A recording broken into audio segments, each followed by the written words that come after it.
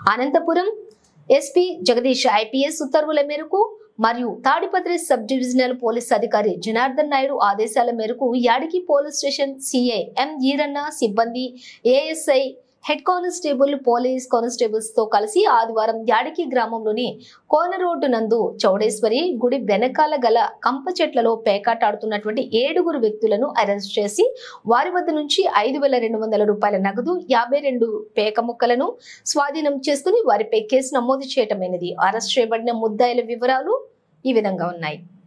ఊదుగుండ్ల రంగనాయకులు ఒకరు, మరొకరు మూలం నాగేంద్ర, మూడో వ్యక్తి కె రాజశేఖర్, 4వ వ్యక్తి కమ్మర రామ్మోహనాచారి, 5వ వ్యక్తి ఊదుగుండ్ల వీరన్న, 6వ వ్యక్తి వారధి జీవరాజు, 7వ వ్యక్తి కందుకూరి వేణుగోపాల్.